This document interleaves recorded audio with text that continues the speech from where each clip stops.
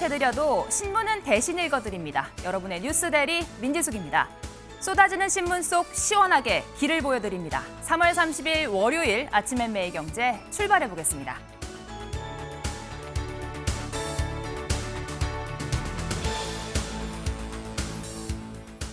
네, 중동 사태가 길어지고 있습니다. 경제 상황 우리나라에도 영향을 미치고 있는데요. 주택담보대출 고정금리가 상한선 7%를 돌파했다라는 소식입니다. 금융권에 따르면 현재 시중은행들의 주담대 고정형 금리는요, 연 4%에서 7.01%까지 올라갔다 집계가 됐다고 합니다. 사실 이게 문제가 되는 게 지난 2021년도쯤 이 코로나로 금리가 굉장히 낮았을 때 많은 분들이 대출을 받았거든요. 이때 5년 고정금리로 대출을 받았다면 2026년 지금 3%였던 주담대 갑자기 2배가 오를 수 있는 상황이 됐습니다. 구체적으로 이자 부담 얼마나 오르는가 한번 같이 보실까요? 네, 계산을 해보면 지금 3% 저금리로 대출을 받았을 상황에는 월에 245만 원 정도 이자를 냈다고 하면 현재 기준으로 이 고정형 최하단 적용을 한다면 292만 원이 됩니다. 그러니까 이자 부담이 몇 달 사이에 40만 원, 50만 원 가까이 올라갈 수도 있다 이야기가 있습니다. 문제는요, 이 전쟁 상황 길어지면서 이 금리 더 올라갈 수도 있다고 합니다. 네, 다음은 경향신문 같이 보실까요? 이렇게 전 세계가 경제 상황에 전쟁이 이제는 멈춰야 한다는 목소리가 커지고 있습니다. 여기 사진을 보시면 미국의 뉴욕타임스 스퀘어입니다. 지금 사진을 쭉 보시면 여기 전부 다 사람입니다. 주말 평일에 이렇게 많은 사람들이 모일 수 있을까? 12월 31일 이 새벽, 새해에 밤에 모이는 사람들은 많이 봤었는데 이렇게 대낮에 사람들이 모인 이유가 무엇이었을까요? 미국 시민들 이제 못 참겠다 이야기를 했습니다. 분노로 타오른 노킹스 시위 집회가 지난 주말 미국에서 굉장히 크게 있었습니다. 이전에도 이런 노킹스 왕은 없다라면서 트럼프 대통령을 저격하는 시위가 여러 차례 있었는데요. 이번에는 노 아이스, 지금 세관 단속국 이야기했던 거에 더해서 지금은 노워, 전쟁을 반대한다. 더 이상 폭탄은 없어야 한다라는 반전 집회까지 굉장히 많은 인파가 몰렸다라는 소식입니다. 다음은 국민일보 한번 같이 보실까요? 전쟁 상황 호르무즈 해협에서 이번에는 여기까지 막히냐 이야기가 나오고 있습니다. 지도를 한번 보시면 저희가 지금까지 이야기했던 건 호르무즈 해협, 페르시아만과 오만만 이쪽이었습니다. 그런데 후티 반군이 예멘 쪽에서 참전을 하겠다라고 선언을 하면서 이번에는 지금 홍해와 아덴만 사이를 지나는 작은 부분, 이곳까지도 막겠다라는 이야기가 나오고 있습니다. 이 두 지역 합치면 전 세계 원유 35%, 3분의 1이 막히게 되는 상황이죠. 앞으로 이 상황 어떻게 되는지 저희가 대담으로 짚어드리겠습니다. 다음은 조선일보 같이 보실까요? 이런 경제 상황에 우리나라 구윤철 경제부총리 이야기를 했습니다. 유가가 120달러까지 올라가게 되면 차량 오부제 지금 공공 영역에 시행이 되고 있죠. 민간 영역까지 이걸 확대하겠다라는 이야기가 됐습니다. 정말 오죽했으면 이럴까 싶은데요. 이게 시작이 된다면 91년도 걸프전 이후 처음이라고 합니다. 네, 다음은 중앙일보 한번 같이 보실까요? 정치 상황 이야기입니다. 이명박 전 대통령 사진이 여기 보이실 텐데요. 인정하자, 보수는 참패했다 이야기했다고 합니다. 13년 만에 언론 인터뷰에 응했다라는 내용인데요. 어떤 발언을 했는지 한번 잠깐 보시면요. 지금 상황에 대해 지난 총선에서 보수가 크게 진 것에 대해서 그냥 진 것이 아니라 참패한 것이다. 공천이 잘못된 건지 정부 정책이 문제였는지 원인 분석도 반성도 없었다. 거기도 여기에 분열까지 됐다라고 꼬집었습니다. 윤석열 전 대통령에 대한 태도로 분열했다는 사실 납득할 수 없다. 국민들이 이런 이야기를 했습니다. 이 내용도 저희가 대담해서 자세히 짚어드리겠습니다.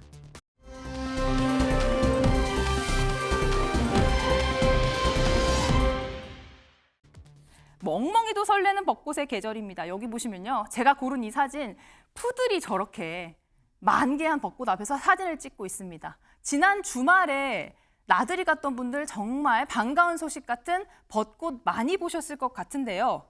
지난 27일 주말 사이에 저렇게 보시는 것과 같이 여의도나 전국 공원 곳곳에서 활짝 핀 벚꽃 만나셨을 것 같습니다.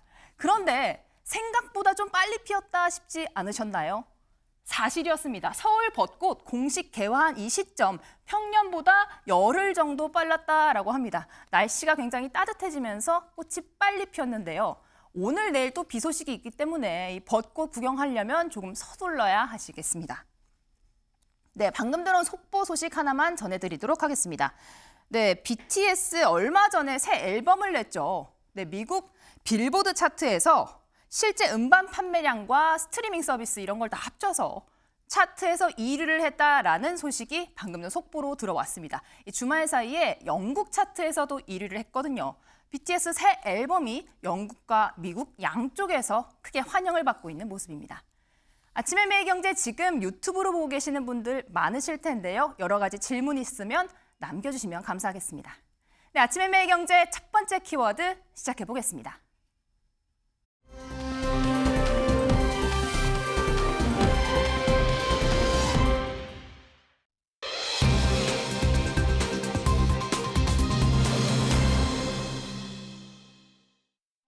입니다. 네, 저희 보시면요. 누가 피스메이커냐 물음표가 찍히는 상황입니다.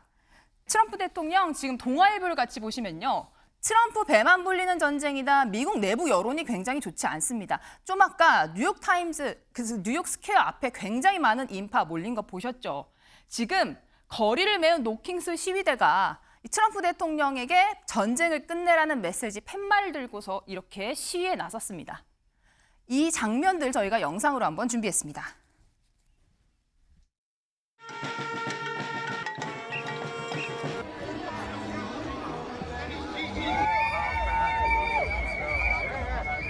They hate, and that's what we're doing.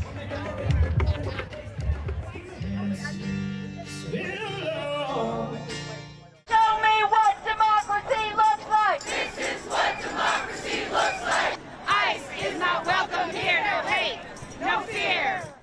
We all deserve a country with no kings, no Trump.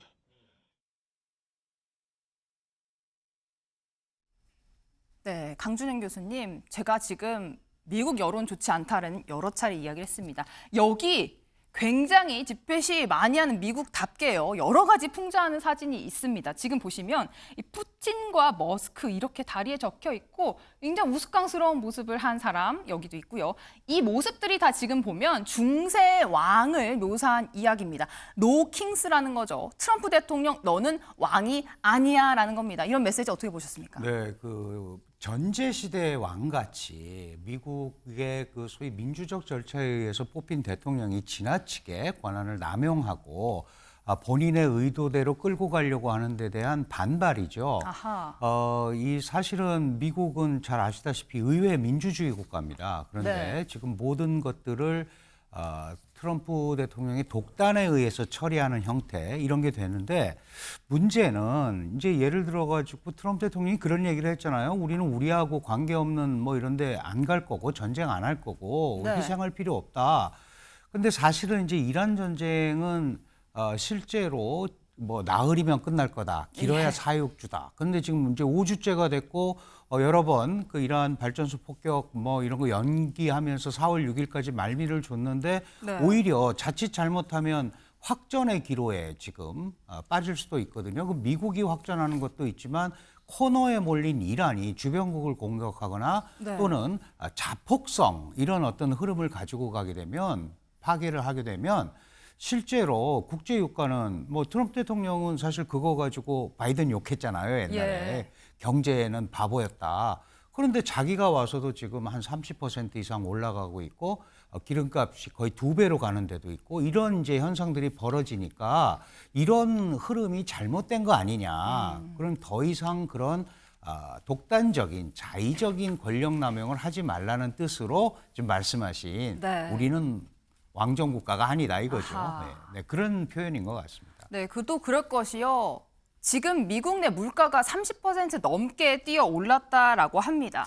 여론이 굉장히 안 좋기 때문일까요? 트럼프 대통령 이제 와서 스스로를 피스메이커라고 자임하는 듯한 메시지를 SNS에 올렸습니다. 지난해 이 가자 휴전 중재를 했던 이야기에 대해서 여기 보시면요.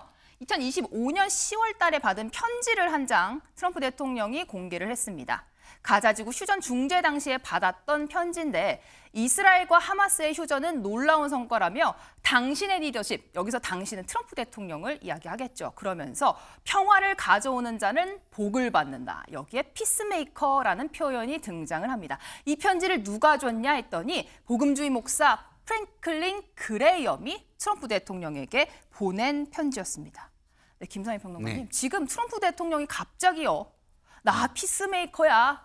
이거 근데 지금 받은 편지도 아니고 몇 달 전 편지거든요. 왜 뜬금없이 올렸을까요? 미국 전역에 반전 시위가 있습니다. 여론도 굉장히 좋지 않고 이 전쟁을 시작한 명분에 대해서도 네. 의구심이 크게 일어나고 있는 상황이고요. 그리고 얼마 전에 교황께서 이 전쟁에 대해서 뭐 이렇게 직접 지목을 하시진 않았지만 마치 이 전쟁에 대해서 말씀을 하시듯이 하느님은 전쟁을 거부하시는 평화의 네. 왕이시다. 그리고 그분을 이용해 가지고 전쟁을 정당화할 수 없다. 뭐 이런 이야기를 했습니다. 이제 그런 거에 대한 어떤 맞불, 뭐 이런 성격 이것도 있는 것 같고요. 네. 그리고 그 반전 시위나 이런 거에 대해서 이번 전쟁은 평화를 위한 것이고 악과 위험을 제거하기 위한 일종의 종교적인 명분 같은 걸 성전이다. 네. 같은 전쟁이다라는 것으로 포장해서 이런 어떤 반발이나 어떤 그 지도자들의 메시지에 뭐 맞불을 놓는 네. 듯한 그런 목적을 위해서 저런 이제 것을 내보인 것 같은데요. 네. 근데 저는 좀 이해가 안 되는 게 중재하고 전쟁을 주도하는 게 어떻게 같을 수가 있죠? 아하. 그 자체가 다른데 전혀 다른 걸 가지고 내밀어 가지고 전혀 다른 거를 정당화 시키려고 하는 것 같아서 조금 전 세계 시민들을 조금 우습게 보는 듯한 자기 생각만에 너무 매몰돼 있는 듯한 모습을 보는 것 같습니다. 방금 이야기하신 게 트럼프 대통령이 교황의 발언에 맞대응한 것 아니냐 이야기를 했는데요. 교황이 직접 나섰습니다. 미국인 교황이죠. 어떤 얘기를 했는지 직접 듣고 오시죠.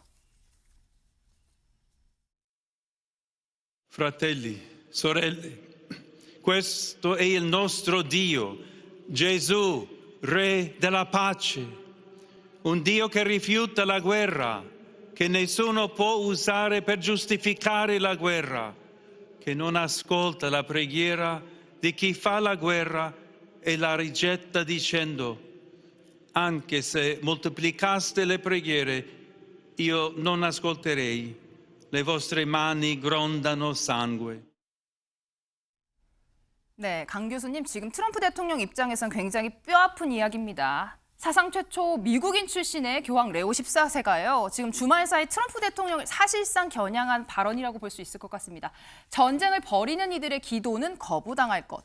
그러니까 트럼프 정부의 이란 전쟁에 대해 이야기를 하는 것 같은데 너희가 아무리 기도를 해도 내가 듣지 않으리니 너희 손은 피로 물들어 있다. 강 교수님, 교황이 사실상 전쟁 상황에 대해서 전쟁이기 때문에 사실 정치 영역이라기보다는 인권과 어떤 신앙의 문제로 이야기를 한 것 같은데 어떻게 보셨습니까? 네, 그렇습니다. 지금 아주 그 중요한 말씀을 뭐 교황도 하셨고 우리 평론가 김 선생님도 말씀하셨지만 중재를 잘했다는 거하고 전쟁을 진행하는 게 잘했다는 거하고는 애초부터 이 비교의 대상이 아닙니다. 그 예를 들어서 이스라엘과 하마스는 자기네끼리 투격하는데 트럼프 대통령이 가운데서 잘 정리를 했다라는 점에서는 그레이엄 목사 편지가 당연히 긍정을 받을 수 있지만 지금 미국은 이 전쟁을 수행하고 있잖아요. 그런데 그거를 가지고 정당화하는 것은 사실 맞지 않고요. 그런 의미에서 이 교황의 말씀이 굉장히 의미가 있는 거죠.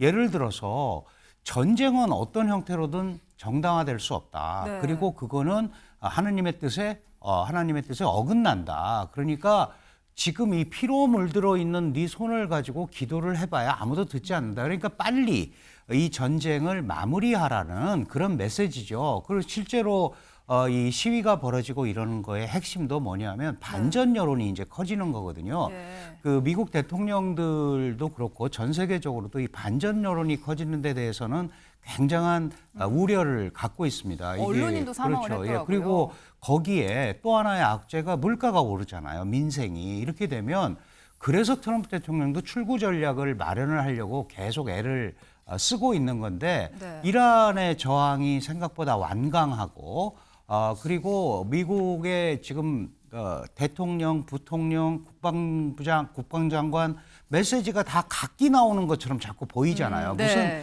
커다란 전략은 있는지 모르겠지만 전술은 하여간 부재한 것 같은 이런 모습이 계속 가니까 교황 입장에서는 이게 자칫 잘못하면 확전되고 네. 장기전으로 가고 이렇게 되면은 이건 정말 인류의 재앙이거든요. 그러니까 그런 의미에서 좀 한번 다시 돌아봐라라는 뜻으로 아주 대표적인 반전 예. 어떤 흐름 이걸 만들려고 하시는 것 같습니다. 사실 전 세계 평화에 대해서 교황이 이야기를 한 건데요. 앞에 너희의 기도는 듣지 않을 것이다라고 얘기를 했는데 기도를 한 사람이 있습니다. 트럼프 대통령의 최측근이라고 볼 수 있겠죠. 미국 국방부 헤그세스 장관이요. 얼마 전에 며칠 전에 이런 기도를 했다고 합니다. 적들을 향해 발사되는 모든 총알이 명중하게 해주십시오. 자비를 받을 자격이 없는 저들에 맞서 압도적인 힘을 발휘할 수 있도록 해주십시오. 이게 원래 예배에서 이런 이야기를 했다고 합니다. 박상수 변호사님, 박상수 대변인님. 아까 교황이 했던 이야기도 사실 이런 발언에 대해서 직격한 것 같은데 어떻게 보셨습니까? 아무래도 이게 그 전쟁이라는 게 지금 종교적인 어떤 그 이념과 좀 이렇게 연계되어서 진행되고 있는 면이 있다 보니까 네. 이러한 부분들이 계속해서 나타나고 있는 것 같은데 사실 미국도 이제 정교 분리의 나라거든요. 아무리 또 이제 개신교나 기독교가 많은 비율을 차지하고는 있지만 정치적으로도 그쪽에. 그렇죠. 그렇긴 하지만 그래도 미국에도 무슬림들이 있고 정교 분리의 나라인데 이러한 부분들이 지금 우리나라에서도 조금 나타나고 있지만 보수 정치에서 이런 복음주의적인 어떤 정교 일치적인 이러한 분위기들이 작용을 했을 때 약간 정치적인 판단이 이성적인 판단으로 가지를 못하고 이와 같은 좀 종교적인 어떤 열정, 예. 열망 이런 것들이 전쟁의 개전과 진행과 같은 이런 정치적으로 굉장히 냉정하게 판단해야 될 영역에까지 네. 이렇게 개입되고 있는 그러한 문제점을 잘 좀 보여준다고 생각합니다. 굳이 복음주의 목사의 편지를 공개한 것도 네. 자신의 지지자들 중에서 복음주의 지지자들에 대해서 내놓은 메시지 같거든요. 이러한 부분들이 앞으로 좀 전 세계적으로 나타나고 있고 우리나라에서도 보수 정치에서 잉태하고 있다는 측면에서 좀 주목하고 주의해야 되는 지점이라고 생각합니다. 네, 이런 와중에 트럼프 대통령은요. 노킹스 시위가 일어나고 있는 가운데 스스로 왕노릇을 하려고 하는 모습을 또 보이기도 했습니다. 어떤 발언이 있었는지 직접 듣고 오시죠. Decimating Iran's capabilities with Operation Epic Fury. Military, I said, you'll never have to use it, but sometimes you have to use it. And Cuba's next, by the way, but pretend I didn't say that. They have to open up the Strait of Hormuz. Excuse me for this. I'm so sorry. Such a terrible mistake. The fake news. 네, 강 교수님 지금 지지자들 앞에 있는 사람들은 웃었습니다. 하지만 다른 나라 땅에 대해서 트럼프 해협이라고 표현을 했거든요. 정정했지만 사실상 의도가 보이는 표현인 것 같고요. 여기에 다음은 쿠바다 이런 이야기를 또 하기도 했습니다. 전 세계 왕이 자기인 것처럼 발언했는데 어떻게 보셨습니까? 그 트럼프 대통령은 기본적으로 이 국제 질서를 미국 주도로 가지고 가야 되고 그걸 다시 회복을 해야 된다는 생각을 가지고 있고 그 핵심이 압도적인 군사력을 가지고 범접할 수 없는 미국을 건설을 하게 되면 다른 나라들이 내 말을 들을 거다. 이제 그거가 기본이에요. 그러니까 강력한 힘의 통치를 얘기하고 있는 거죠. 그래서 실질적인 왕이 되고 싶은 겁니다. 실제로. 그런 의미에서 내가 이런 군대를 갖고 있으면 필요할 때 충분히 쓸 수 있고 다음은 쿠바다 그러는데 쿠바는 지금 굉장히 어렵습니다. 아시다시피 베네수엘라에서 석유가 안 가고 있기 때문에 뭐 정전이 뭐 제한이 아니고 거의 암흑 속에서 지금 사는 이런 상황이거든요. 그럼 이란전도 제대로 해결을 못하면서 그 다음 얘기를 또 하고 있단 말이죠. 그리고 지금 트럼프 해협 같은 경우도 그 표정에서도 나타나지만 아주 의도적이고 계획적인 그런 느낌이 많이 들잖아요. 그러니까 그런 식의 자신이 주도하는 그리고 뭔가 자신이 나서서 움직여야 되는 데 대한 큰 흐름을 가져가지 않으면 이분은 존재 가치가 내가 좀 없는 거 아니야라고 생각을 하는 것 같아요. 그러다 보니까 이런 게 이제 국제적인 문제에서도 외교라는 건 항상 상대가 있는 거거든요. 자기 혼자 하는 거면 할 수 있는데 상대방의 입장은 상대적으로 좀 덜 고려되는 그런 현상이 계속 반복되고 있기 때문에 걱정을 많이 하고 있는 겁니다. 네, 트럼프 대통령 계속해서 힘을 통한 평화 이야기했죠. 완전한 무력으로 장악하는 이야기를 해주셨고요. 그래서인지 지난 주말 사이에 파키스탄에서 양국 정상이 만나거나 하는 일은 없었습니다. 지금 보시면요, 이란 쪽에서 근데 메시지가 하나 나왔습니다. 며칠 동안 사실상 한 번도 얼굴 영상을 드러낸 적이 없는 모스타바 하메네이가요, 성명을 추가로 냈다라고 합니다. 침략에 맞서 지지해준 이라크 국민들에게 감사하다라면서 사실 지금 미군이 호르무즈 해협 근처에 굉장히 많이 몰려있는 상황에 자신의 우군들을 향해 이런 메시지를 낸 상황입니다. 아직 얼굴을 드러낸 적은 없습니다. 그런데 이런 메시지에 화답을 한 건지 후티 반군이 지난 주말에 참전을 했습니다. 동아일보에 나오는 지도를 한번 같이 보실까요?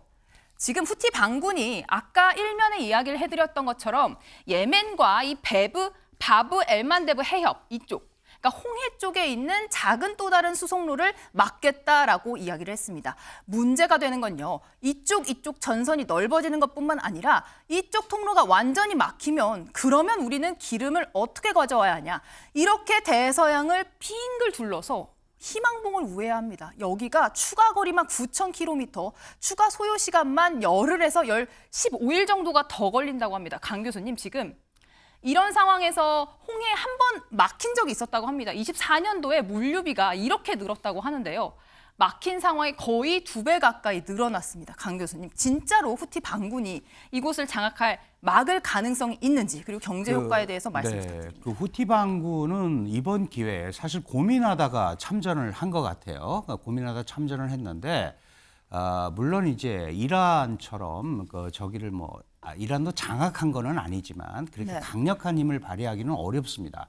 다만 이 석유라는 게 아라비아 반도를 통해서 나오는데 하나는 페르시아만, 호르무즈 이 병목지점이고요. 하나는 홍해, 그다음에 바벨만데브 해협인데 이 해협에 방해 공작을 하게 되면 뭐 미사일을 쏘거나 예를 들어서 소형정이 계속 나타나거나 이렇게 되면 여기도 또 막히는 거거든요. 그리고 이 부분은 사실은 이제 유럽 쪽으로 가는 관문인 수에즈를 통해서 수에즈 운하를 통해서 나가야 되기 때문에 이게 전 세계적인 물류 대란이 오게 돼 있어요. 우리만 예를 들어서 저렇게 뭐 희망봉을 돌아오고 막 이러는 게 아니고 전 세계적으로 물류비가 오르고 그러면 보험료도 오르고 그다음 당연히 저 거리만 봐도 아시겠습니다마는 저기에 또 기름이 들어가야 되잖아요. 연료가.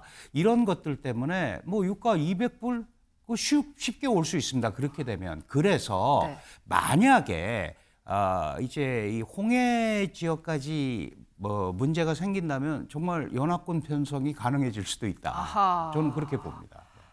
지금 두 번째 전선이 됐습니다. 홍해가 막히면 정말로 전면전, 연합군이 만들어질 수도 있다 이야기를 해주셨습니다. 전쟁 상황 추가로 소식 들어오는 대로 전해드리겠습니다.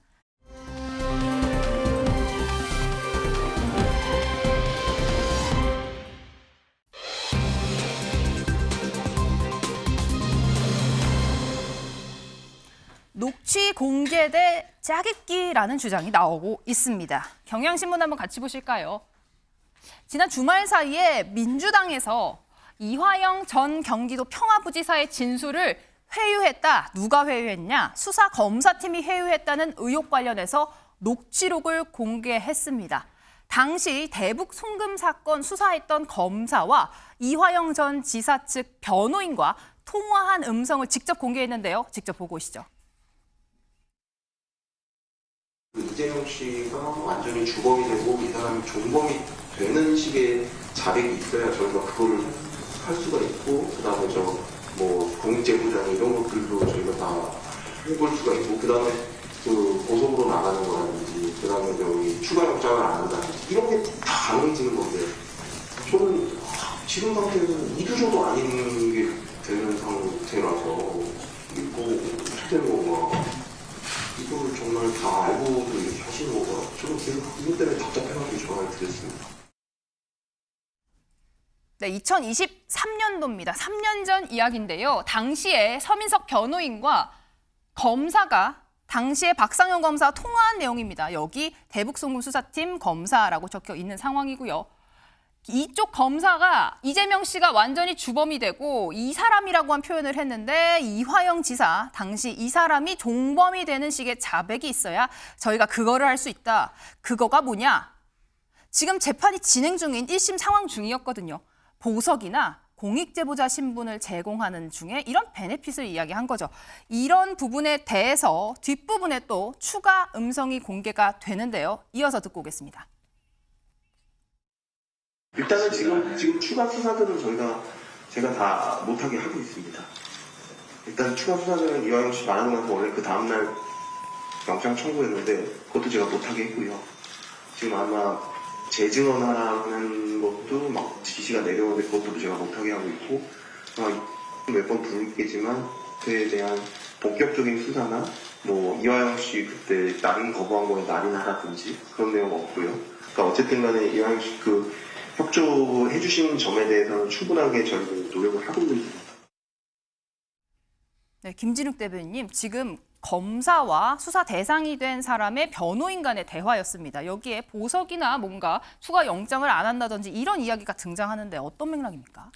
일단 그 지금 수사를 담당하고 있는 검사가 변호인과 대화를 하는 과정 속에서 뭔가를 대가를 제시하는 듯한, 그리고 진술의 가이드라인을 요구하는 듯한 이런 메시지가 나왔다는 자체가 상당히 부적절하다라고 얘기할 수밖에 없습니다.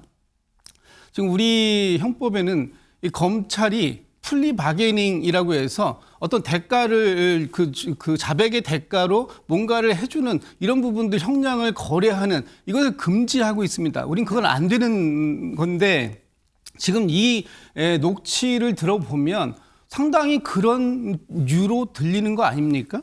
이를테면 이재명 씨가 주범이 되게끔 진술을 하여야만 당신에게 이러이러한 대가를 줄 수 있다. 그런데 그 대가가 뭐냐? 보석, 공익 제보자 신분 확보, 이런 걸 지금 얘기하고 있는 거예요. 그런데 수사검사가 원칙대로 수사를 한다면 이런 얘기를 할 이유가 없는 거 아닙니까? 지금 박상현 검사가 변호인으로부터 요청을 받았다, 그래서 그거를 거부하는 그런 그 과정 속에서 나온 답변이다, 이렇게 얘기를 하고 있는데, 네. 전 이게 아무리 양보한다고 해도 이해가 안 가는 부분이 있어요. 첫 번째, 추가 수사를 막고 있다, 못하게 하고 있다. 또 영장을 발급을 막고 있다, 못하게 하고 있다. 이런 얘기를 왜 합니까? 원칙대로 수사해야 되는 거 한다면 이런 얘기 자체가 필요가 없는 거죠. 그리고 지금 박상현 검사가 이런 그 어떤 그 대가를 거론하고 수사의 가이드라인을 제시하는 이런 상황들이 검찰의 조작 기소, 조작 수사, 이렇게 얘기가 되고 있기 때문에 이걸 지금 국회에서 국정감사하고 있는 거 아닙니까? 그렇다면 네, 지금 국정감사. 네. 이 부분에 대해서 해명을 이런 식으로 뭐 SNS를 통해서 하실 것이 아니라 국정감사장에 나오셔가지고 정확하게 진실관계를 가리면 될 일이다, 이런 말씀 좀 드리고 싶습니다. 네, 김기웅 대변인님은 어떻게 보셨습니까? 우선적으로 국정조사에 박상현 검사는 나오는 거 아닙니까? 예. 그렇다면 서민석 변호사가 나오면 될 것 같은데, 참 재밌는 게 뭐냐면 녹취를 일부만 공개를 합니다. 전반적으로 서민석 변호사가 당시에 어떤 것들을 얘기했는지가 중요하고요. 무엇보다도 박상현 검사가 뭔가 대가를 줬다고 한다면 그야말로 어떤 대가겠습니까? 보석을 해주거나 공익 제보자 관련해서 그걸 해줘야 되는 거 아닙니까? 그 된 게 없습니다. 그렇기 때문에 이게 맞지 않고요. 제일 중요한 건 네. 서민석 변호사가 이런 얘기, 어떤 얘기를 했을 때 그거에 대해서 이 상황 속에서는 우리가 해줄 수 없다. 이 부분이 주된 내용입니다. 그리고 저는 한 말씀 드리고 싶은 게 뭐냐면, 이화영 전 부지사가 2024년도 4월 달에 네. 이른바 민주당 당선인들을 만납니다. 만났을 때 뭐라고 얘기하냐면 누군가 대속을 해서 당신들 그 자리에 있어 이런 얘기를 합니다. 그리고 지금 이재명 당 대속이요? 대표에게 안부를 전해달라고 합니다. 대속이 뭡니까? 대속은 누군가 십자가를 졌다는 뜻입니다. 그렇다면 내가 할 말을 안 했기 때문에 당신들을 빼치달았어 이 얘기거든요. 그렇다면 왜 민주당은 이화영 전 부지사 액면 그대로 한다면 회유를 당했다는 거 아닙니까? 그러면 없던 일을 이재명 당시 당대표에게 뒤집어 씌웠다고 한다면 이화영 전 부지사에 대해서 어떻게 보면 강력하게 비판을 해야 되는데 그분 앞에 가면 전전긍긍합니다. 이건 어떤 의미일까요? 결국 진실이 언제 어디에서 얘기를 했을까요? 그러니까 이화영 전 부지사 입장에서는 맨 처음에 당시에 경기도 지사에게 보고를 했다. 근데 그거를 뒤엎었을 때 그 네. 상황 때문에 어떻게 보면 민주당이 전전긍긍한 게 아닌가 싶습니다. 네, 지금 이 상황이 좀 복잡합니다. 3년 전 일이고요. 재판 관련된 일이기 때문에 저희가 정리를 좀 해보면요. 지금 쌍방울 대급송금 사건이 진행 중입니다. 이화영 전 지사는 지금 7년 8개월형을 선고받은 상태고 이재명 대통령은 제3자 뇌물죄가 걸려 있지만 대통령이기 때문에 이미 재판은 지금 중지된 상태입니다. 그래픽을 한번 같이 보시면요. 이 쌍방울 대북송금 사건 조작 기소 의혹이 있습니다. 일단 쌍방울 대북송금 사건이 뭐였냐 생각을 해보시면 이재명 경기도지사 시절에 쌍방울 기업 측이요. 경기도지사가 북한을 방문하는 대가로 800만 불, 500만 불 액수가 나왔습니다. 수백만 달러의 대납 의혹이 있었는데 지금 민주당 쪽에서는 이 기소 자체가 조작이었다 이야기를 하면서 수사팀이 이화영 전 부지사를 아까 보신 것처럼 검사가 회유해서 당시에 이재명 당시 지사를 연루시키려 했다라는 의혹을 제기한 상태입니다. 내용을 보시면요. 지금 이화영 전 지사가 이 사건의 굉장히 중요한 키맨이었습니다. 근데 진술이 조금 바뀌었거든요. 저희가 그것도 한번 정리를 했는데요. 원래 이야기를 했던 게 2023년 6월에는 방북 비용 대납 있었다. 그리고 이재명 지사에게 2번 보고했다라고 이야기를 했었습니다. 하지만 조금 전 들으신 그 녹취의 통화 내용, 박상용 검사와 서민석 변호인이 통화를 한 이후에 이화영 전 지사의 발언이 바뀌었습니다. 검찰의 회유와 압박으로 인한 허위 진술이었다. 사실은 이재명 지사에게 보고가 없었다라고 합니다. 그 이후에는 또 수원지검에서 회유하기 위한 연어술 파티가 있었다라는 이야기가 나오기도 했는데요. 김상희 평론가님. 지금 좀 사안이 복잡합니다. 그런데 이화영 전 지사의 발언이 바뀐 건 사실이고 두 사람의 통화도 지금 녹취로 공개가 된 상황입니다. 어떤 일이 있었던 겁니까? 그건 뭐 알 수는 없죠. 왜냐하면 양쪽의 주장이 팽팽하고 그다음에 일부의 입증 증거들도 있습니다. 그렇지만 이 증거들이 증거로 인정되느냐도 문제고 앞뒤 맥락 속에서 전체가 다 드러나가지고 진짜 그런 의미였는지를 확인하는 것도 필요한 겁니다. 그런 것을 할 수 있는 곳이 사실은 이제 재판정이죠. 사법 판단을 받아야만 하는 형사 사건인데 민주당 입장에서는 그런 것을 진행하는 데 있어서 모든 근거 자료들이 다 현출되지 않을 가능성 뭐 이런 것들이 굉장히 좀 우려스러운 상황이기 때문에 지금 국정조사를 통해서 이렇게 증거로 현출되지 않을 우려가 있는 부분을 국민들한테 먼저 보여주겠다 이런 것 같은데요. 어쨌든 이런 것으로 재판부가 압박을 받거나 해서는 안 될 것 같고요. 재판부는 또 이런 부분도 있구나라는 걸 감안해서 독립적이고 양심적인 판단을 하면 좋겠다 이런 생각이 듭니다. 네, 박상수 변호사님, 대변인이자 이 검찰 조사나 이 사건에 대해 여러 번 경험이 있으실 테니까요. 이런 식으로 진술이 계속 바뀌는 거 어떻게 해석을 해야 합니까? 이 사안의 그 타임라인을 지금 잘 정리를 해주셨는데 이 타임라인을 좀 잘 살펴봐야 합니다. 이게 박상용 검사와 통화 이후에 진술이 바뀌었다. 즉 어찌 보면은 지금 서민석 변호사가 주장하는 듯 그러니까 이야기를 했을 때 다뤄진 듯한 그러한 진술은 이화영 부지사가 이미 2023년 6월에 했어요. 이재명 대통령에게 당시 지사에게 보고했다라는 진술은 했습니다. 근데 이 통화가 있은 다음에 여기 지금 타임라인에 빠져 있는데 2023년 8월경에 네. 법무법인 해광이 이화영 부지사의 부인이죠. 예. 네, 부인분이 이에 대해서 굉장히 변론에 대해서 불만을 표시한 다음에 네. 법무법인 해광이 당시 사임을 하게 됩니다. 그때 법무법인 해광이 사임을 하면서 같이 사임한 분이 이 서민석 변호사예요. 그래서 사임을 하게 되고 그다음에 2023년 9월에 이와 같이 이제 회유와 압박으로 인한 허위 진술의 보고가 없었다라고 이렇게 이재명 네. 지사에게 보고가 없었다라고 이렇게 이야기를 했는데 글쎄요, 이게 검찰의 회유와 압박으로 이전의 것이 허위 진술이었다라고 이야기를 하는 거였거든요. 근데 지금 보면은 타임라인상 이와 같은 것들을 검찰이 회유와 압박을 한 것인지 서민석 변호사가 종범으로 이화영 부지사를 만들기 위해서 제의를 한 것인지 이게 전체 녹취 내용을 봤을 때는 아직 나온 녹취 내용을 봤을 때는 네. 확인하기가 좀 힘들어요. 그러한 지점들이 앞으로 진짜 억울하다면 수사권이 없는 국정조사나 이런 데를 통하기보다는 차라리 기존의 재판에 대해서 필요하면 재심을 청구해서 아하. 다시 한번 재심을 네. 통해서 법원의 판단을 받아본다던가 이러한 방식으로 나가면 될 일이지 이것을 이렇게 여론전으로 풀어갈 문제는 아닌 것 같다. 그리고 한 가지 더 하면 서민석 변호사는 지금 민주당 청주시장 예비후보로 최근인 이 폭로를 하기 직전인 3월 28일까지 선거운동 관련된 블로그 글을 올린 걸 제가 지금 확인을 했어요. 네. 3월 28일 하루 전까지. 네. 그리고 현재 민주당 청주시장 경선에 6명의 후보 중에 한 명으로 경선에 참여 중입니다. 그러니까 이러한 지점들도 서민석 변호사의 진술에 있어서 좀 고려돼야 되지 않을까 싶습니다. 네, 지금 말씀하신 게요. 지금 수사팀 검사 쪽에서도 입장이 나왔습니다. 전체 맥락을 알아야 한다라고 얘기를 해주셨는데 어떤 입장을 냈냐 하면요. 검찰 입장에서 지금 박상현 검사가 직접 SNS에 글을 올렸습니다. 기사의 녹취는 짜깁기 되어 있다. 말씀하신 대로 앞서 이런 뭔가 회유하는 듯한 제안 내용은 그쪽에서 먼저 얘기를 했고 나는 그게 불가능하다라는 이야기를 한 걸 녹취를 한 건데 그 부분은 잘라서 얘기했더니 마치 내가 제안한 것처럼 둔갑했다라는 겁니다. 종범으로 처벌해달라는 요구를 하려면 그 제안 자체가 말이 안 된다라는 거죠. 입장이 좀 더 있습니다. 그래서 결과적으로 그쪽이 제안했던 내용 그대로 이루어진 것 하나도 없다 이야기를 했습니다.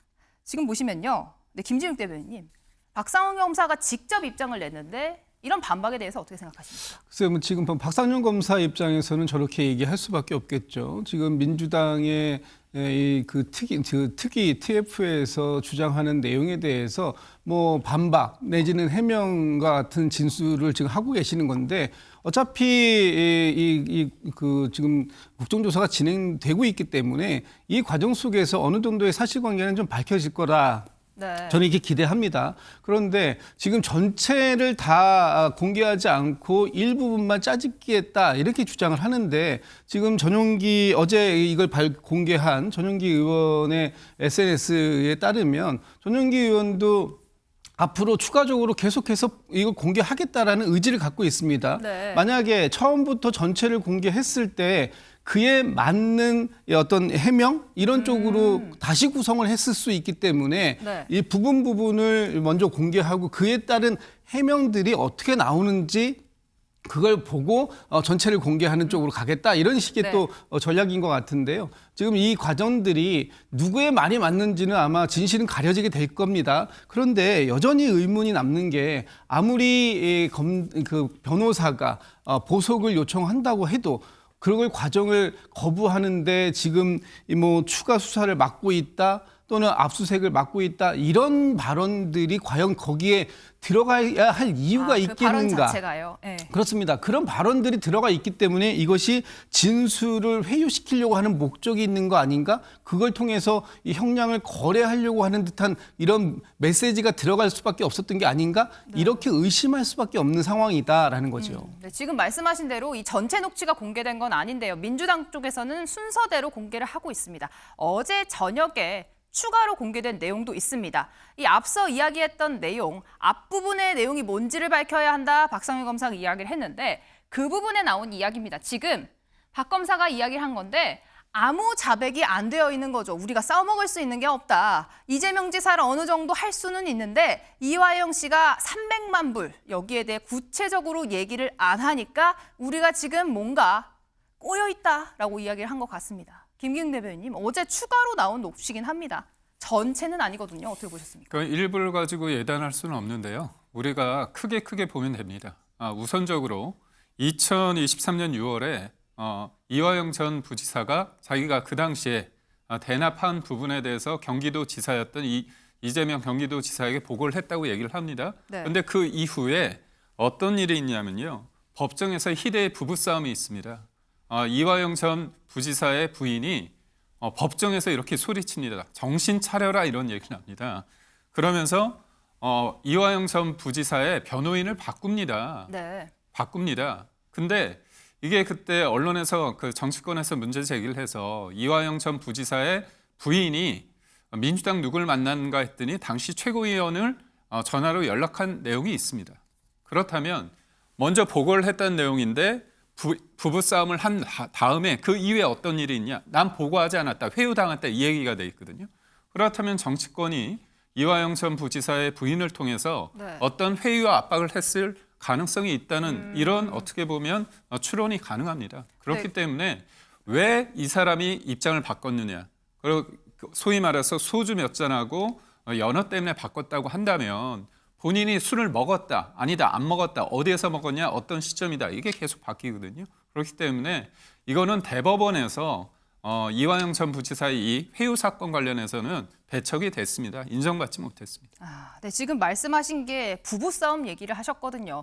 사실 재판이 진행되는 과정에서 이화영 전 지사의 부인도 전면에 나섰습니다. 당시에 변호인 바꾸는 소란이 있기도 했었는데요. 어떤 모습이었는지 직접 보고 오시죠. 남편분이랑 입장이 근데 좀 다른 게, 가족이랑 좀 다른 게. 저도 모르겠어요. 왜 저 사람이 저렇게 됐는지 모르겠습니다. 입장 정리되신? 없어요. 없으세요? 않으실 거예요? 네, 어제 재판장에서 부부싸움을 한 것처럼 돼서 되게 황당한데요. 제가 어제 재판장에서 소리 지른 거는 이게 이화영 재판이냐 이재명 재판이냐. 결국은 잡아다가 놓고서는 들도 묶어갖고 이재명 방북 진술을 이끌어내려고 한 거 아닌가 저는 의심이 되고요. 검찰에서는 당에 회유당했다 그러는데 제가 검찰이 우리 남편하고 더 많이 만나서 회유를 하지 당이 무슨 회유를 해요. 그래서 저 생각은 나와서 양심 선언을 했으면 좋겠어요. 네, 김상희 평론가님, 지금 아내 입장에서 남편에게 양심 선언을 하라 이야기를 했거든요. 어떻게 보셨습니까? 이게요. 그 시청자들이나 저희처럼 모든 정보를 다 한꺼번에 보면서 판단하지 않는 사람은요. 이 눈 감고 코끼리 만지는 거랑 똑같습니다. 그러니까 누가 눈을 감고 코를 만지면 코끼리는 이렇게 코처럼 길게 생겼어. 이 얘기만 하게 되죠. 그리고 발을 만지면은 발처럼 뭉툭하게 생겼어. 이 얘기만 하게 되는데 지금 이 전체적인 걸 다 알고 얘기를 할 수 있는 것은 우리 사법 시스템 안에서만 이게 가능한 겁니다. 그래서 이런 주장들은 이런 주장도 있구나. 이런 주장에 대해서 사법부가 판단을 내릴 때 잘 감안을 했는지 안 했는지 우리는 이것만 보면 된다. 이렇게 생각하시면서 이 상황들을 보셔야지 하나하나의 주장을 듣고 그것이 진실이다 이렇게 생각하고 보시는 건 굉장히 위험하다 이런 말씀을 드리고 싶습니다. 네, 그래서 지금 민주당에서 다음 달에 이 사건에 대해서 수원지검을 직접 조사하겠다. 가서 연어 스파티 의혹이 있었는지 직접 확인을 하고 박성윤 검사 본인도 14일에 국회에 출석을 하게 됩니다. 진실 공방 어떻게 되는지 앞으로 더 알려드리도록 하겠습니다.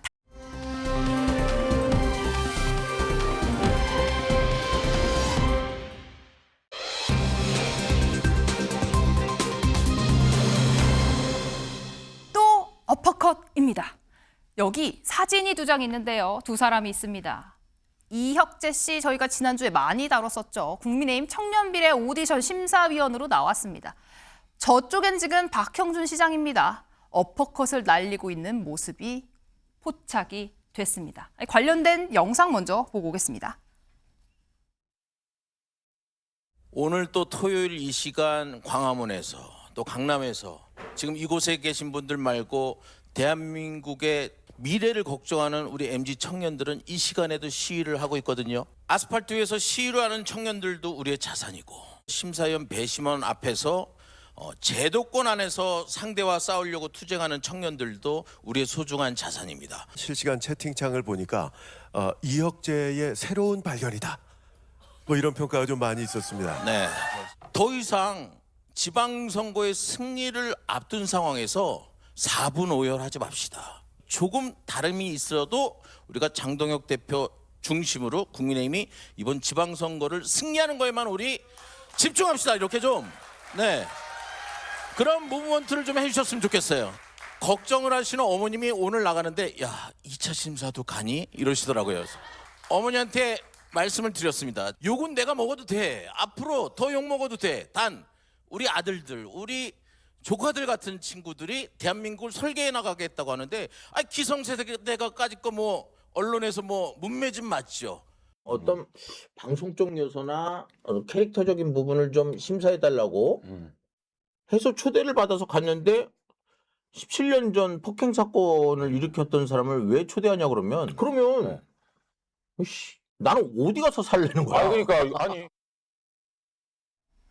나는 어디 가서 살라는 거냐. 옛날 일 갖고 계속 뭐라고 한다 이야기를 했는데요. 여기 경향신문을 보시면요. 환호 대신 자본만 키웠다. 국민의힘 청년 오디션을 비판하는 기사가 나와 있습니다. 여기에 이혁재 씨가 심사위원으로 나온 모습인데요. 여기에 더해서 저희가 앞에 2장의 사진을 보여드렸죠.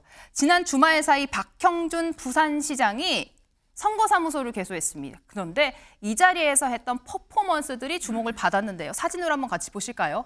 이 자리에서 박형준 시장 여러 가지 부산 이번에 특별법이 통과가 됐죠. 여러 가지 성과를 이야기하면서 저렇게 어퍼컷 날리는 모습을 보여줬습니다. 어디서 많이 본 장면이다 싶으실 텐데요. 과거 윤석열 대선 후보 당시 모습 영상으로 준비했습니다.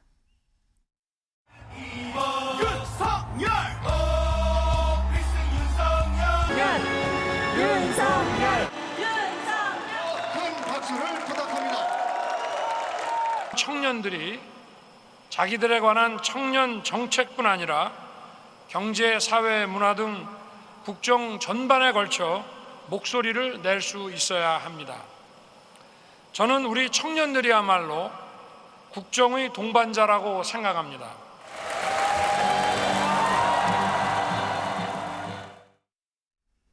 네, 박상수 대변인님 지금 2사람을 한 장에 보였는데 기시감이 든다라는 겁니다. 다시 등장한 어퍼컷인데요. 지금 윤석열 전 대통령도 지금 청년 이야기를 했고요. 국민의힘 장동혁 대표도 청년에게 희망이 있다라면서 지금 이혁재 씨를 심사위원으로 올린 것에 대해서도 논란이 되고 있습니다. 어떻게 보셨습니까? 글쎄요, 뭐 청년을 우리가 정치에 참여하도록 해야 되고 어찌 보면은 좀 청년을 중심으로 하는 정책을 실현해야 된다는 데 있어서 동의하지 않는 정치인은 여야 어디에도 없을 거라고 생각을 합니다. 다만 이제 청년에 대한 문제를 다룸에 있어서 이혁재 씨라던가 윤석열 전 대통령이라던가 하는 이 부분에 있어서는 저희가 문제를 제기하는 게 17년 전에 그런 것만 가지고 문제를 제기하는 것이 결코 아니죠. 왜냐하면 윤석열 전 대통령 같은 경우에는 명백히 우리 법원이 뭐 헌법재판소부터 시작을 해서 1심 법원까지 위헌 위법을 인정한 위헌 위법의 계엄을 저질렀지 않습니까? 근데 그러한 부분에 대해서 옹호하는 그러한 청년들에 대해서는 사실 이 사회 어른들이라면 그것을 부추기기보다는 조금 자제시키도록 하는 것이 아니면 제대로 알려주도록 하는 것이 저는 맞다고 생각을 하거든요. 무엇보다 이혁재 씨가 이제 문제가 되는 지점은 17년 전에 그러한 행동들에 대한 것들도 물론 저는 이제 법률가이기도 하기 때문에 과거에 전과가 있다 하더라도 그 개전의 정을 가지고 사회생활을 잘 한다면 그걸 가지고 비난하는 건 가혹하다고도 볼 수 있습니다. 저는 그에 대해서는 동의를 하는데 그게 아니라 이 이혁재 씨가 과거에 이러한 발언을 했습니다. 윤석열 전 대통령 계엄 이후에 90명 중에 한 50%가 20대인데 이들이 난입한 걸로 구속 수사를 받는다면 그 부모들이 다 들불처럼 들고 일어날 것. 바로 서부지법 폭동을 지칭해서 한 말이었습니다. 네. 그러니까 청년들이 서부지법에 폭동을 할 정도로 그렇게 나서는 청년들에 대해서 모두 대부분 실형을 선고받았었거든요. 예. 이러한 부분들을 아스팔트 위에서 이렇게 애국을 하는 것이라고 이렇게 하는 것은 보수 정치에도 맞지가 않고 네. 그것이 청년을 위한 것이라고 보기도 힘듭니다. 그리고 기성세대라면 청년들이 그와 같은 폭동을 일으키는 것에 대해서 부추기기보다는 그러지 않도록 잘 설명을 하는 것이 필요하다 생각합니다. 이혁재 씨에 대해서 국민의힘 공천 비례대표 이야기 오디션에 있었지만요. 더 중요한 다른 지역에 있는 공천에 대해서도 잡음이 있었습니다. 이진숙 후보가 컷오프가 됐지만요. 저희가 사진을 준비했는데요. 지난 주말 사이에 하얀색 옷을 입고 선거운동에 나섰습니다. 야구장을 방문한 모습이 있었는데요. 저희의 영상 있을까요? 네, 지금 대구시장 예비 후보 이진숙이라고 적혀 있습니다. 화장기 거의 없는 모습에 하얀색 지금 야구복을 입고 있죠.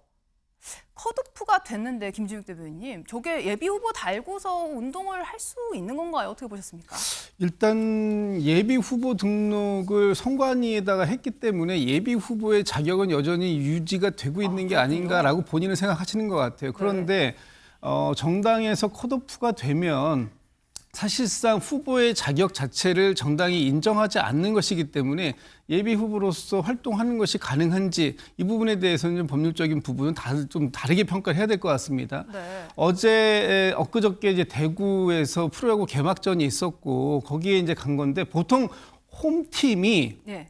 흰색을 입습니다. 아, 그런 그건 게 룰입니다. 있어요? 홈팀이 이 하얀색 옷을 입고 네. 원정팀이 짙은색 그 복장을 하는 것이 이게 야구의 룰이기 때문에 지금 트윈스인가요? 홈팀인 네. 뭐 그 삼성을 응원한다라고도 라이언스? 할 수 있습니다. 그러나 또 하나 정치적인 해석이 가능한 부분이 뭐냐 하면 보통 하얀색을 정치권에서는 무소속이 입잖아요. 네. 그렇기 때문에 이진숙 전 방통위원장이 본인도 주호영 의원처럼 무소속을 생각하고 있는 게 아닌가라는 정치적 해석을 낳을 수 있는 그런 퍼포먼스를 지난주에 주말 동안에 한 네. 것이다. 이렇게 보여지는데 이진숙 전 방통위원장에 대해서 국민의힘이 어떤 결정을 내릴지 모르겠습니다만 네. 이미 그 경선에서 컷오프 배제가 된 상태에서 저렇게 대구시장 예비 후보라는 그 어깨띠를 메고 활동을 한 것, 이것에 대해서 국민의힘은 어떤 판단을 또 하게 될 것인지 자칫 좀 궁금해지는 상황입니다. 네, 사실 지금 이진숙 전 방통위원장을 컷오프한 당사자죠. 지금 이정현 공관위원장도 주말 사이에 좀 깜짝 놀랄 소식을 SNS로 올렸습니다. 한번 같이 보실까요? 지금 공천에 관련해서 본인에 대한 책임론이 나오고 있는 상황이잖아요. 여기에 대해서 이렇게 얘기했습니다. 갑자기요, 험지라고 물러서지 말고 포기하지 말자라면서 누군가는 앞장서야 하는데 저부터 그 역할을 하겠다 이야기를 했습니다. 김기웅 대변인님, 지금 이 발언을 두고 여러 가지 해석이 나오고 있는데 국민의힘에서 가장 어려운 곳 어디죠? 광주, 전남 아니겠습니까? 그렇기 때문에 제가 볼 때 뭔가 희생과 결단, 헌신 이런 게 어떻게 보면 지금 국민의힘의 공천에 필요한 게 아닌가 싶습니다. 어떻게 보면 대구에 많은 현직 의원들이 몰리는 부분에 대해서 국민들이 과연 너무 양지만 바라는 거 아니냐 그런 비판이 있는 건 사실입니다. 그렇다면 공천관리위원장으로서 그들에게 희생과 결단, 헌신을 요구하기 전에 그렇다면 내가 전남과 광주에서 한번 뛰어보겠다 그런 거를 넌지시 좀 제시한 게 아닌가 싶은데 실제로 이정현 공관위원장 같은 경우는 두 번의 전남의 곡성 그쪽에서 두 차례 승리한 역사도 있고요. 예. 최근에 2022년 지선 때는 전남 지사 후보로 나가서 18.81%라면 적지 않은 네. 그런 득표를 얻은 바 있습니다. 그렇기 때문에 사실상 이전영 공관위원장이 이번에 다시 광주에 출마를 하냐 이야기가 나오고 있거든요. 말씀하신 대로 과거에 출마해서 꽤 많은 표를 얻었던 경험이 있기 때문에 실제로 나갈 가능성 있다라는 이야기가 나오고 있습니다. 그런데 지금 이전 공관위원장이 친박계로 꼽혀서 친이계, 공천학살 이런 이야기들이 나오고 있는데요. 앞서 저희가 일면에 소개해드렸던 중앙일보 기사를 한번 같이 보실까요? 이명박 전 대통령이 직접 등장을 했습니다. 이렇게 보수 참패를 인정해야 한다라는 메시지를 내면서요. 현재 지도부에 대해서도 일침을 가했는데요. 한번 같이 보실까요? 현재 지도부에 대해 어떻게 생각을 하냐라는 기자의 질문에 이명박 전 대통령 이렇게 대답했습니다. 목소리가 올라갔다고 합니다. 지금 당 지도부가 누구냐라고 반문을 하면서요. 당 밖에 있는 비주류는 누구냐? 또 한 번 연이어 질문을 던졌습니다. 그게 야당이 맞냐? 나가 있는 사람들이라고 이야기를 했거든요. 김상희 평론가님, 이명박 전 대통령이 지금 가만히 집에 앉아 있어야 할 사람들이다라고 현 지도부 또 지도부 밖에 있는 국민의힘 인사들에 대해서 이야기를 했거든요. 어떻게 보셨습니까? 저는 본인이 어떤 얘기를 하고 있는지를 잘 모르시는 것 같아요. 왜냐하면 여기 인터뷰에 보면은 철저한 원인에 대한 분석이 있어야 된다고 이야기를 하고 있어요. 근데 본인이 그 분석을 내놓지 않고 막 여기저기 비판을 하고 있거든요. 모두 그냥 비판만 하고 있다. 그래서 이해를 할 수가 없는 거예요. 지금 이런 모든 상황이 왜 생기는 겁니까? 왜 이정현 공관위원장이 공천을 심사하고 관리하다가 호남으로 가야 되고 왜 이준석 후보는 저런 식으로 당의 어떤 컷오프에 반발을 하면서 저래야 될까요? 저거는요, 국민이 납득할 수 있는 기준이 없기 때문입니다. 기준이 없으니까 반발도 하는 것이고, 기준이 없으니까 아무도 후보로 지원하지 않는 거예요. 근데 이명박 전 대통령이 간과하는 게 뭐냐면 그런 상황이 왜 벌어졌느냐? 불법 개헌과 내란에 대해서 책임을 지지 않기 때문이에요. 책임지지 않는 정치 세력을 국민이 어떻게 다시 면죄부를 주고 씁니까? 쓸 수가 없죠. 이 과거 불법 계엄과 내란에 대해서 책임이 있는 부분에서 명확하게 손을 거줘야 돼요. 본인들은 윤석열 피고인에게 모든 걸 떠넘기고 싶겠지만 본인들도 그때 어쨌든 집권당으로서의 책임이 있는 겁니다. 그럼 그때 그 일이 일어났으면 그런 일이 일어나지 않게 하기 위해서 자신들은 정치적인 스탠스를 어떻게 해야 되는가 이런 부분에 대해서 국민들에게 선명하게 이야기해야 되는데 전혀 그런 얘기를 안 하고 있잖아요. 그래서 저는 이런 얘기조차도 너무 어이가 없습니다. 어이가 없다. 이명박 전 대통령, 윤석열 전 대통령에 대해서 발언을 하기도 했습니다. 참패한 보수라고 일단 표현은 했는데요. 미래를 보고 나가야지 윤 전 대통령을 가지고 갈라져 있다는 게 말이 안 된다. 원인을 분석해야 된다라고 이야기를 하면서 이런 얘기까지 했습니다. 현재 국민의힘 상황이요. AI에 대한 이야기가 갑자기 나옵니다. 도저히 이해할 수 없다. AI 보기에도 부끄럽다. 이야기를 했습니다.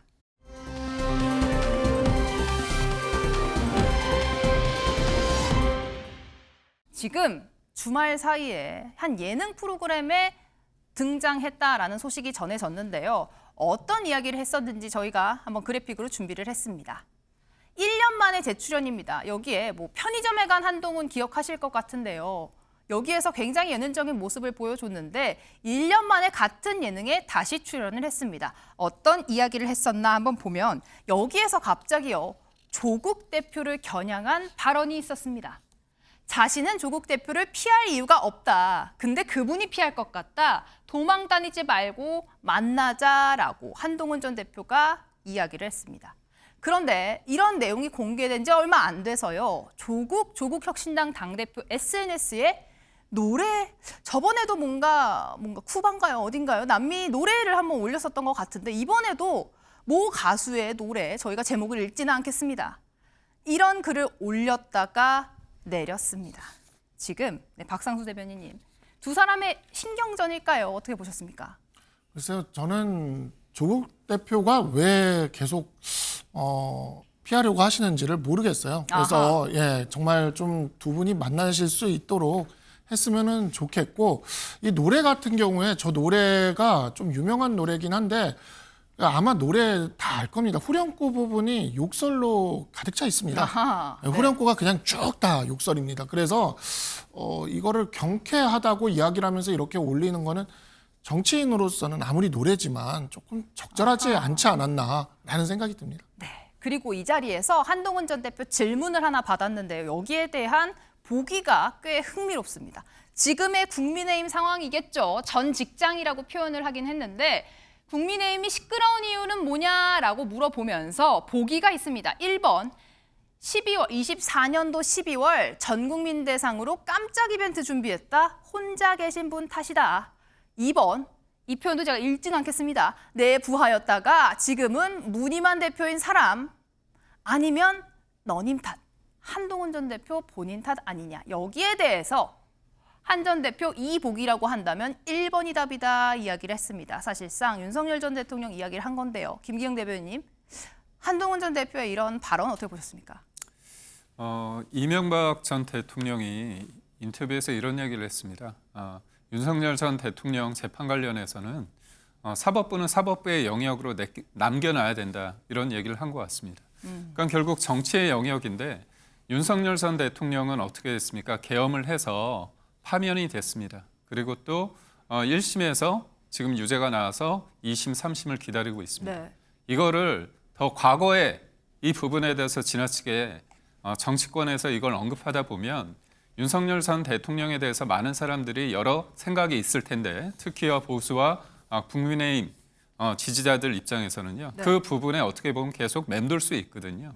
그렇기 때문에 저는 정치는 좀 미래지향적으로 가는 게 좋다고 보고 있고요. 네. 과거의 부분은 사법의 부분에 대해서 명시적으로 저는 맡겨놔야 된다고 봅니다. 그래서 저는 국민의힘이 네. 윤석열 전 대통령의 계엄에 대해서 동의하지 않습니다. 잘못됐다고, 잘못된 수단이라고 얘기를 했고, 그다음에 무엇보다도 장동혁 대표 같은 경우도 내가 계엄 표결 해제를 했다, 해제 표결을 했다. 네. 그리고 17명과 했다. 그리고 본회의장에 들어오지 못한 90명도 나와 같은 선택을 할 것이다. 이런 얘기를 명시적으로 했습니다. 그래서 계엄에 대해서 그리고 윤석열 전 대통령에 대한 어떤 탓, 이거는 사법의 영역으로 좀 남겨두고 좀 지금의 상황, 지금 권한을 가지고 있는 이재명 네. 정부가 지금 어떻게 하고 있는지 이 부분에 중심, 마음을 모았으면 하는 바람이 있습니다. 답변 잘 들은 상황에서 지금 한동훈 전 대표에 대해서 사실 당 안팎에서 여러 이야기가 나오고 있는데요. 조광한 최고위원이 이런 발언을 저희와 인터뷰에서 했습니다. 직접 듣고 오시죠. 한동훈 전 대표의 움직임도 보수 진영에서는 주목합니다. 6월 국회의원 재보궐선거에 출마할 것이다 이런 전망도 나오던데요. 이분은 당에 누를 끼치신 분이에요. 네. 당 밖에 있을 때는 이 국민의힘의 괜찮은 정치인들을 다 어마어마하게 어렵게 만드신 분이고 당 안으로 들어오셔가지고는 윤석열 전 대통령과 함께 두 분이서 투닥투닥 하다가 우리 당을 이 모양 이 꼴로 만드신 분이에요. 네. 우리 당이 절대로 받아들일 수 없는 인물이라고 저는 생각을 하고 있고. 네, 조광한 최고위원은 아까 그 질문 보기에서 3번의 답을 찍을 것 같습니다.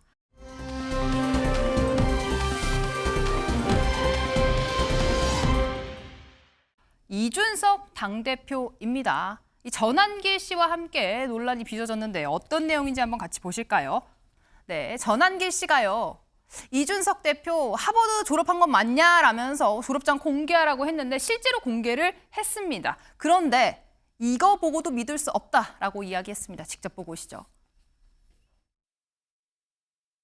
이준석은 컴퓨터 과학과 경제학을 복수 전공했다고 했지만 졸업 증명서에 전공에 관한 것은 전혀 기재되어 있지 않다는 것을 왜 이준석은 다른 정상적인 졸업장과 달리 전공이 없습니까? 하버드 대학에는 경제학 복수 전공자가 아직 한 명도 없습니다. 따라서 이준석의 경제학과 컴퓨터 과학을 복수 전공했다는 것은 거짓말로 드러났습니다. 아포스티유 공정 하버드 대학교 학적부 받아와서 가져오면 깔끔하게 졸업 인정하고 더 이상 의혹을 제기하지 않겠습니다.